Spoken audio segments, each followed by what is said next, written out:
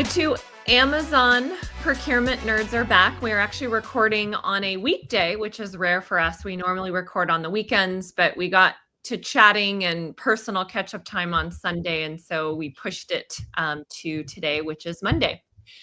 Given that we are nearing out the year, we've got a couple weeks left before the holidays, I thought it would be interesting for our audience to hear about, Dr. Eloise, your predictions, or I should probably say observations more than predictions, for 2025, given that you have had so many conversations with procure tech providers and with end users this year. And I feel like you get some of the real juice, the unfiltered feedback from both sides of the house. And so I thought maybe we do a little bit more of an interview style today, and I'll kind of dive in and of course share my perspective as well where I have something to add. But what, from all that you've learned this year, what some of your observations are for 2025. Now, Spider Map is not ready, correct? Nope. So none of that to announce. Is it fair to say that will come out in early 2025? Yeah, early 2025. Okay. So let's start off with a big surprise. And again, this is going to be procure tech focused. A big surprise from this year, something that kind of took you off guard, or something that you weren't really planning for or thinking about. I think well, I know for a fact that the thing that caught me off guard was the emergence of the agentic workforce. And to be clear, it's very, very early and nascent. And as I said in the last episode, it's the most overused, overhyped term, and it's going to be in 2025 the term we just cannot stop hearing. And so, setting aside that overhype machine that's already kicking off, this idea that you could create agents fairly quickly and that can be legitimately doing work on your behalf, that blew me away. It blows me away. It made my coolest things list. It made the top of the list. I think that was not on my radar in January of this year. Now, let me explain in my own words what that means, and I'd be curious to hear your definition. So I define Gen AI as something where I do an input and then it spits out what I've input. To me, agentic AI or agentic workforce is AI is smart and learns on its own. And can take actions on its own. So, yeah. And I like to think of it that this is not the proper term, but an army of bots working on your behalf, or an army of minions for those of you that like the Despicable Me series. But yeah, you basically tell them what you want them to do, and then they go and do it on your behalf and report back that whatever you ask them to do is done. I listened to a podcast called My First Million, which is really interesting to me because they have entrepreneurs from all over the world come on and share how they made their first million and talk about their businesses. And one of the shows that I just listened to this last week was around building a community for AI bots. So interesting, because the guy who was on the show said he feels AI bots are going to be like the next thing. Everyone's going to have them. We're all going to have bots. But right now, he said they're not intelligent enough to do full cycles of work, like from start to finish. So often they'll do one piece of the equation, or they'll do one part of it. And so what he was thinking about is creating an online community where bots actually interact and engage, and then bots can buy each other to use their services to complete a full task. And mind blown that that's something that actually we might be seeing here shortly. I mean, imagine joining a community filled with AI bots. Yeah, that is mind blowing. I think, and I agree with that guy that right now they're single task oriented, and I would just sort of scaffold up for us that imminently each of us is going to have our own set of bots, maybe doing single task items, but the way I frame it is everybody is a manager now. Everybody is responsible for a series of agents that are going to go that go do a bunch of tasks. And so if we have 50 people in our organization and each of them has 20 bots working for them, that leader, the CPO or head of supply chain or whoever has, well, I can't do math, but whatever 50 times 20 is, that's a lot of bots that are working on behalf of the organization. And that's going to come faster than, I mean, arguably it's here today, technically. But I mean, this goes way beyond Copilot and all this other nonsense that people are spewing, because like it's those that figure out that oh, well, I have access to just create my own bots and GPTs, and it's so simple. I'm just gonna let it churn through and do that. And I, for sure, for marketing, but definitely for procurement. Well, and I will also throw in there, kind of stating the obvious, but they don't get sick. They don't get COVID. Yeah. Right? They're not down for a week with bronchitis or whooping cough, whatever the nasty thing is it's going around here in the Bay Area. And they don't take vacation and they don't take holidays. Yeah. So as everyone becomes a manager and you have your team of 5, 10, or 15, 20 bots, imagine the amount of work that can be get done 24/7, 7 days a week, all year. Yeah, absolutely. I mean, it's just, yeah. I mean, it's mind blowing. And so when we talk about efficiencies, like it's very easy to see, just to mentally extrapolate how we're going to get there, because it's going to come so fast, and it's going to be hard to control the proliferation.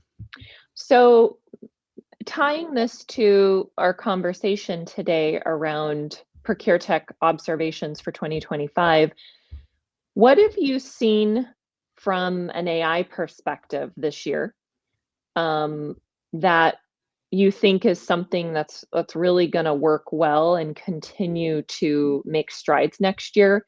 And the reason I ask that is I feel like there's the buzzword hype. Everyone's talking about it, AI, in every sentence and every website, everything we talk about. And I feel like there's a lot of, people glossing over and not really understanding how to apply AI specifically in the procurement space. Yeah. How do I answer that? So I think there's going to be a couple of ways that we're going to attack this. So one, you're certainly going to have the autonomous sourcing, especially for tail spend. So we're going to have that, and you have that to some degree today, or to a large degree today, with Pactum and Fairmarket and Symphony, where you're just kind of running up the tail, getting management over it, and we'll call it AI, different kind of AI and a different kind of structure to that. We're going to see the agents that we talked about, and if you people watch my coolest things of 2024 video, Sligo, Rivio, and Ditero all have their own sort of agentic workforces for procurement that they're building. And I also would say that the youngins who are motivated to learn this will come into 2025 with their own bots. In fact, I aspire that when I start back up in January, I will have at least one, maybe two bots doing some work for me every day. Well, when you told me about Dr. Eloise the bot, it inspired me. And on my list also, as I come back to January after being off for a few days, I am going to try to do some version of Sarah Scudder bot. I'll have a much more creative name, and she'll be very stylish. But it's on my list. It's on my list as well. And so I think just from a productivity point of view, especially with all the Excel files, so whether you're sending out RFPs or responding to RFPs, it's not asking ChatGPT to do it. It's passing the whole task off to a bot. And then I think the third area, and this is the one that I think is going to, it's a tiny bit hard to imagine, but it's going to hit like gangbusters when it does, is I don't know if you've seen the LinkedIn video where the guy is interviewing over Zoom and for a developer position, and the interviewer is asking questions about coding and this and that.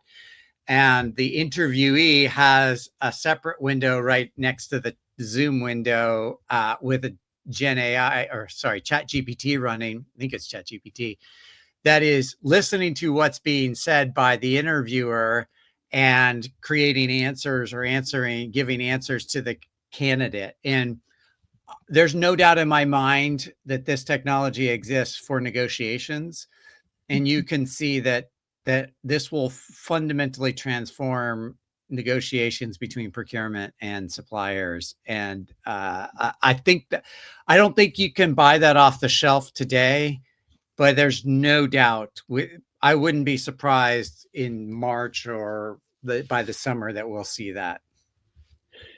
So what about intake and the whole craziness around, I don't know, 25, 30 different companies now doing orchestration or intake. We have Zip with a crazy, crazy valuation in the last couple months. And I feel like every platform, for the most part, has prioritized intake in some way, and that they want to make it easier for the end user, the stakeholder, to use their platform. So I'm curious where you feel intake fits into all of this as you're kind of thinking about your observations for next year.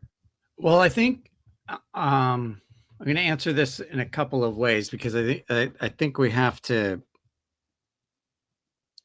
just, I hate to say the term, like, we have to stop and evaluate, because when I talk about the Zips of the world, I refer to them as, really refer to them and Oro and Levelpath and all the others, that they represent the next generation procurement platform. And sort of to build on the previous topic of how AI will integrate, I think the one expectation / observation that I have for 25 is that we have these next gen procurement platforms, which is really what they are.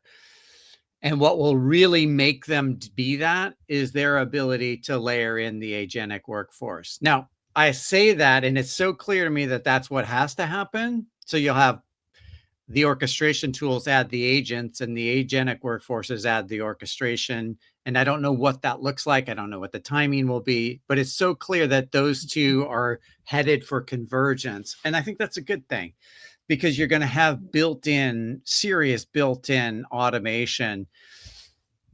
And if I may just deviate for a second, I think what's going to happen, there's no doubt in my mind that the legacy source to pay providers and most of the best of breeds are going to get further and further sublimated, not only to the orchestration, but to the agentic workforce, because the agents are just going to hollow out most of these tools, if not be able to fundamentally replace them altogether.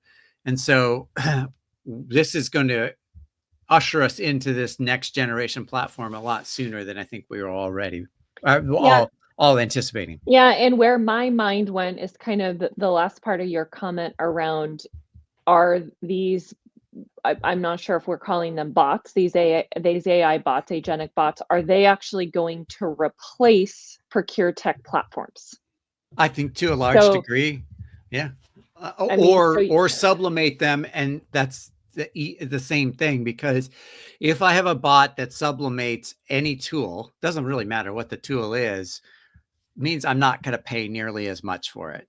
So that means it's going to shrink in its ability to create value, because the bot is creating the value, not the digital technology. So I think, and for all the best of breeds, it's going to be even worse for the legacy platforms, your Arivas and Coupas and whatnot, because they're just not going to be able to keep up, because the paradigm is just so vastly different than what we have been building towards. Well, and it's learning in nearly real time. Yeah, So a legacy model, no matter how much there's programming done or advancements done, it's just fundamentally different than a bot model, which is literally learning and changing on the fly. correct. And I don't want to use this because I know a friend of the show is going to like light my instant, is going to start texting me as soon as they hear this. But if you think about supplier identification, we have tools, ProcureTech tools that have built entire businesses around going and capturing data from the internet to build a supplier database. And the barrier to entry 5 years ago was significant, and they had to do a lot of work to do that. And now I can ask a bot to go do that. And in fact, back to the single use bot, I could take a couple of bots, stitch them together in a broader construct, and have them build me a database that's unique to me or to my company. And I don't need to buy that tool. I mean, and I know there's going to be a lot of like, but what about? Yeah, but like, I mean, just think about it, like how quickly that has changed. So is the next wave of ProcureTech companies going to be AI bot companies that actually sell bots? That I can buy them, I can name them, I can design them.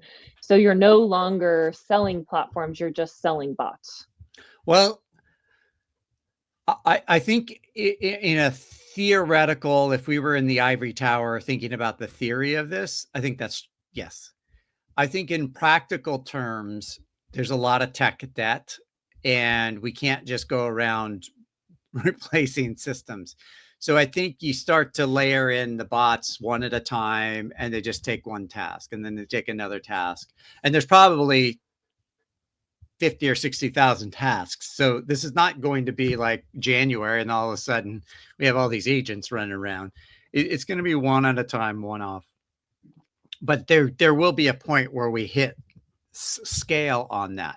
I think the question, though, I mean, to your question, will there be companies that offer this? Absolutely. SlideGo, Ditero, and Rivio, they all have versions of this that they're building.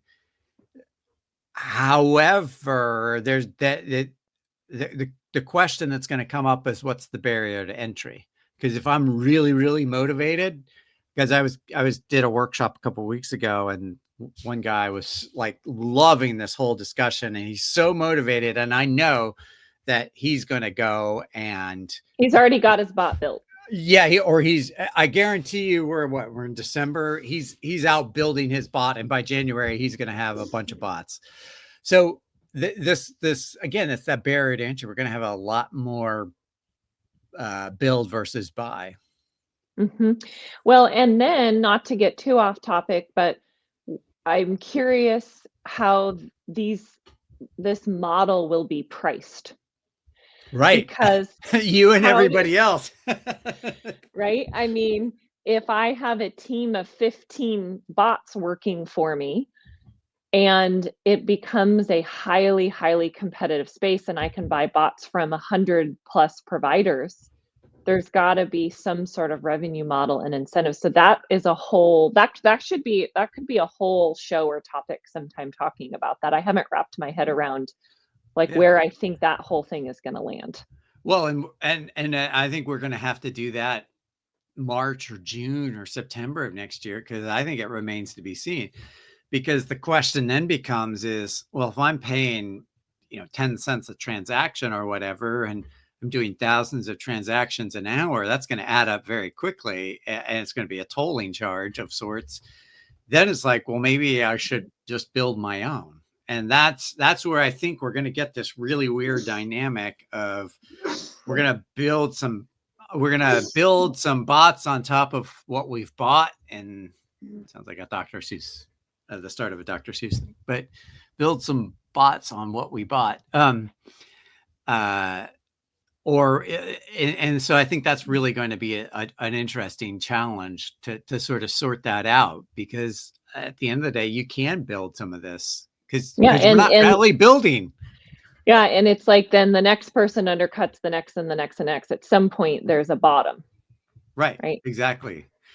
And and yeah, and there'll always be utility in having a company that does this, but I mean, this is a brave new world. Now, can I just flip this around and tell, like, on the flip side, and everybody knows that, or at least our listeners should know by now, that I am not a big fan of risk management tools. I think they're okay for foundational risk.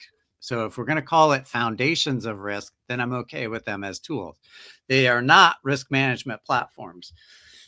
I always get hate mail when I say that. However, so and my argument is that the risk that we're doing is risk theater, but we're really not delving into the depths of risk. And if we all agree that we're just doing basic risk monitoring and we just acknowledge that reality, then January 1st, what we could be doing is building an entire army of bots to fill out and deploy hundreds, if not thousands of bots to help protect us from third-party risk. And that, I think, is like, that's where I want to see the risk management companies go. Well, and I think you've mentioned this before. Another part of risk, which is often not talked about, is your actual employees or contractors. Right. Exactly. Which is an internal risk. Often the focus is always on external, but you also, especially at a larger organization where you've got a global remote workforce, there's a lot of risk with cybersecurity and things happening that are done by internal employees versus third-party risk. So there's that piece as well, which I think bots could also address. Absolutely. And I also think for contractor, I think, like, internally, you could kind of wrap your head around and say we're okay, that we can sort of maybe by making everybody's life miserable. So part of this is using more sophisticated security to release the constraints on the employees to make them as productive as possible, and at the same time increasing security. But I think contractors often get, I think it drops off significantly when you get to contractors, and that should be very scary. Yeah. So you were mentioning risk management, not your favorite category, and that you feel a lot of solutions are addressing things that probably aren't necessarily needed with a standalone solution, right? That can be addressed elsewhere. Where else do you see AI having the biggest impact on procure tech providers next year, where we either see complete categories wiped out or we see major downsizing within a category?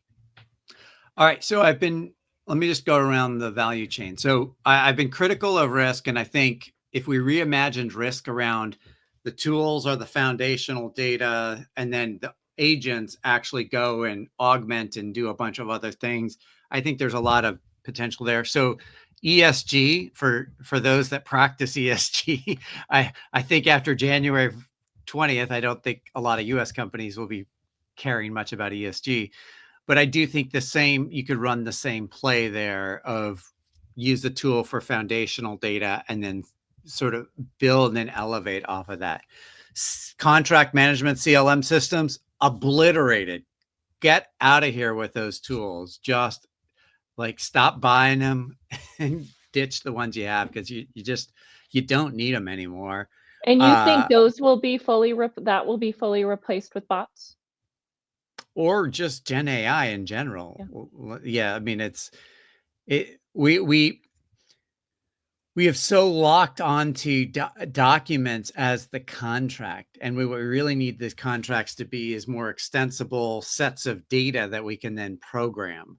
So, and that doesn't come from a CLM where everything is built around this document ideology. Yeah, because it needs to be extractable, right? If it's Right, the exactly. data is the value.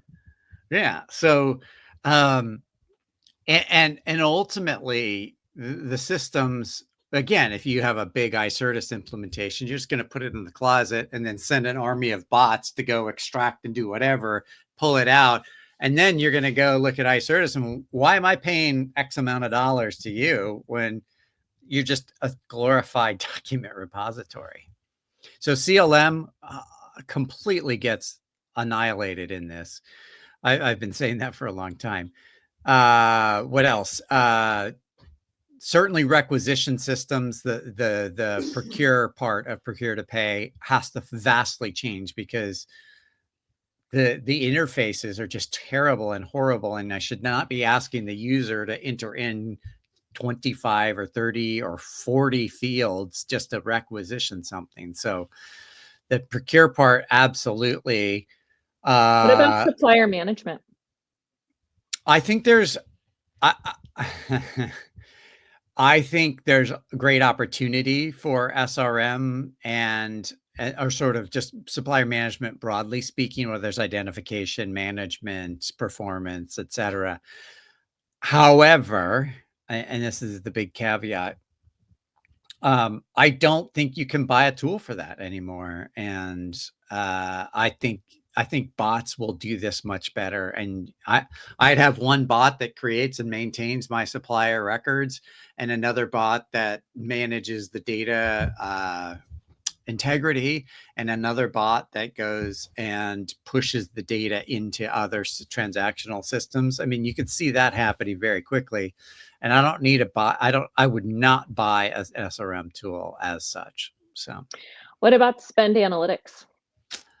I think I think it fundamentally, I mean, it should accelerate it. I showed in my coolest things that one of the things is just a magic button where you just dump your Excel file in and it gives you all the data, or you plug it into a no direction, dump, done.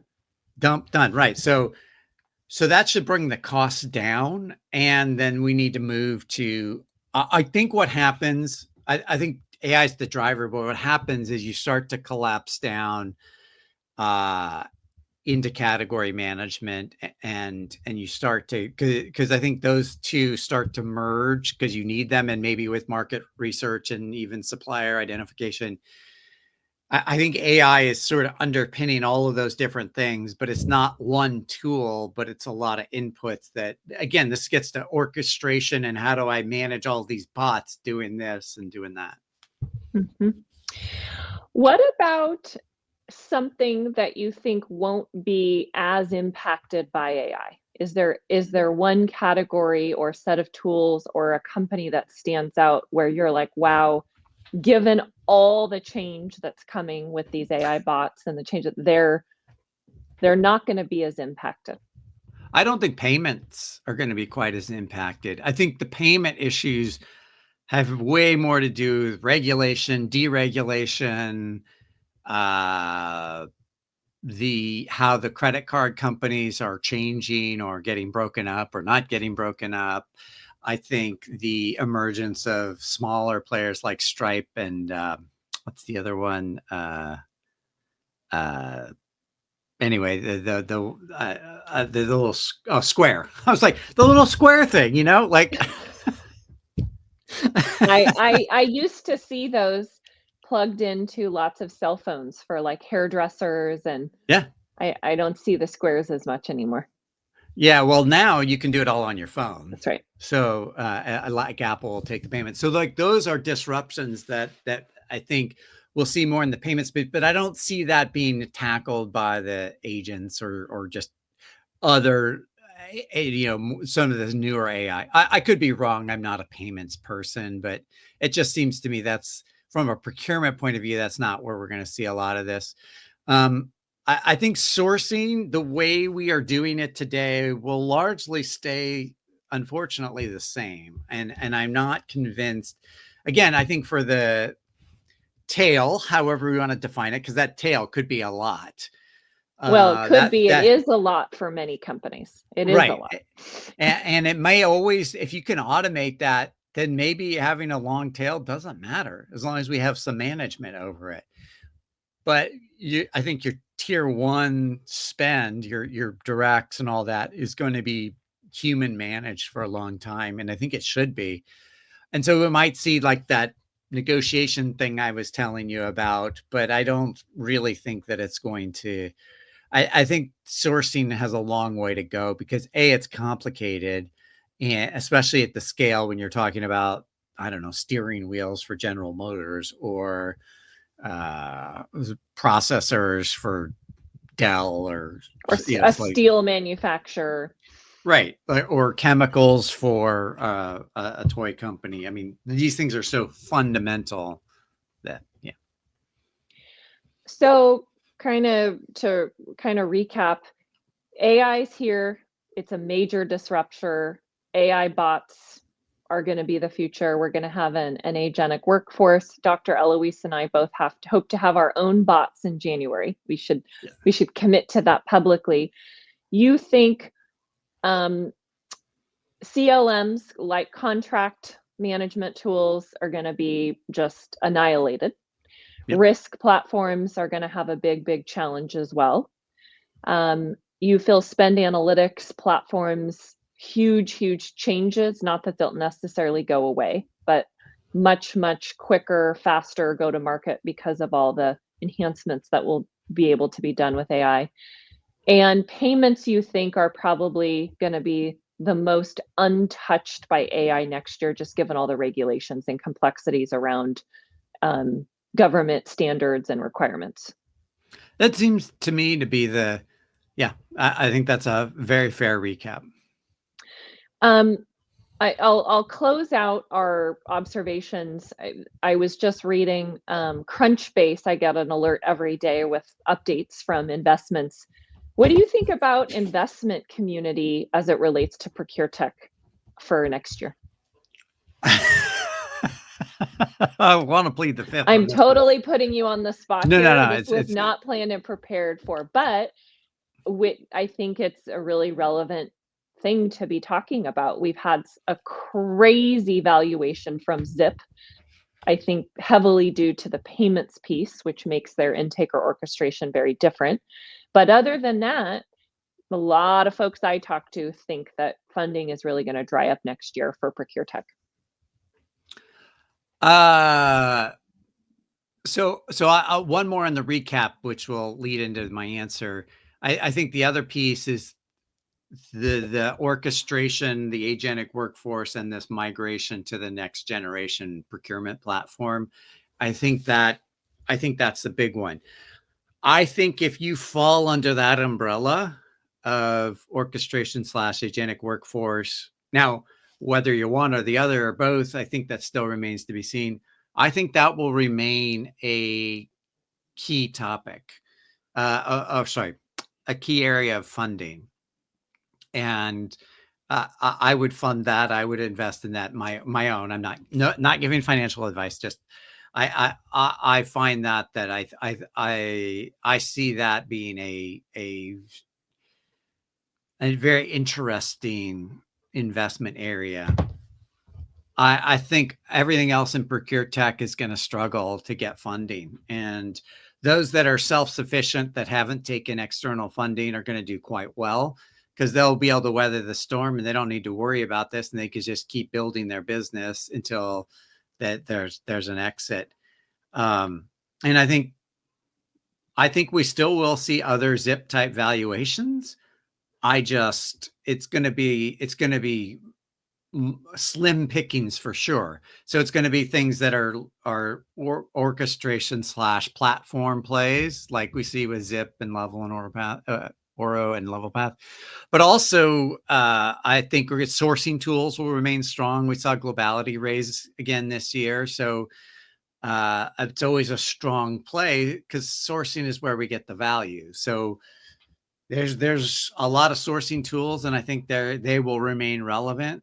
But if you're going to go out to market to get raised for supplier something or another, supplier relationship, supplier identification, supplier this, supplier that, it's going to be really tough. Risk is going to be tough, and ESG is going to be tough. I just don't see investors investing in those, especially risk, because COVID was the catalyst, and that really a lot of risk companies came about or came of age or became very popular. And now we've had 3 or 4 years where there's been like no ROI. Everybody's figured out, oh, risk tools are like insurance, and corporations don't like to buy insurance tech or tech that just serves as insurance. And ESG, I think there's going to be just like there's going to be a push away from it. And just because the EU sets regulations doesn't mean that like those of us in the US are just like, what are you going to do? And so, and I mean that jokingly as apathy, but I mean, I don't think I'm terribly wrong. And so why would you fund ESG startups? So I think those folks are going to have to become much more nimble and they're going to have to grind because the money's not going to flow to them either. I think money will still flow to payments too. I'm curious to see companies who are in areas that are going to really struggle to get funding. I do think some of our best innovations come from when you've got to get super scrappy.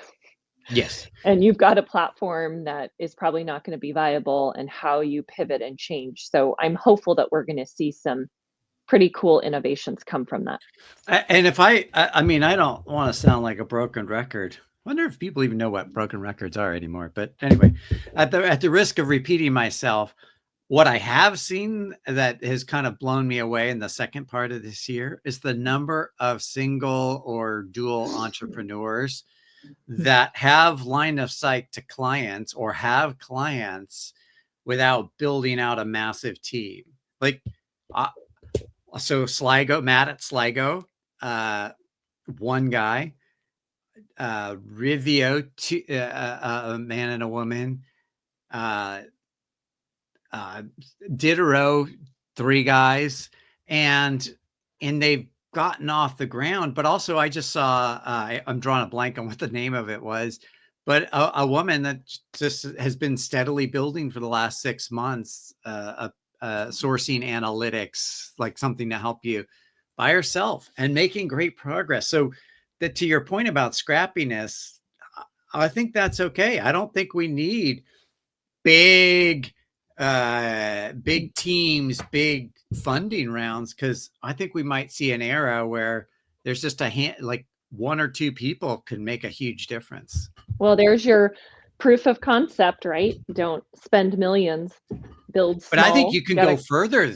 I mean, that my point is like because this is, I don't mean to keep singling out Matt from Sligo, but he's leveraging the Google AI platform. I mean, Google did all the work and Matt's just benefiting from it. And he's done a little bit more. I'm oversimplifying it, but from where I sit, he 90% of what he's built is Google, and he's just like doing all the stuff and on top. And I mean, that's making him very scrappy. It's making these others. And so it's paving the way that I don't need to raise money. I mean, I can not only do the proof of concept, I can actually sign 10 clients before I even have to look at getting funding. I mean, maybe I have a little seed money. It's basically building off someone else's $1 billion investments in infrastructure as your base. And Google and AWS are like, hell yeah, or an OpenAI, they're like, please, because that's the future of their business models. Well, it's feeding their data. Right. And there's a tolling charge. Somewhere baked in there is a tolling charge. And they're like, great, this is awesome. Mm-hmm. Mm-hmm. So if you have an idea, an observation that you'd like to share, drop us a note in the comments. We love to hear from our community and our listeners. If there's something that you are really excited about or concerned about, or just any thoughts at all about your observations, let us know. And Dr. Eloise, is that a wrap for the pod today? That is a wrap. This is, I'm now all of a sudden, I'm like super excited about getting into 2025. So all right, mission accomplished. We will see you next Wednesday.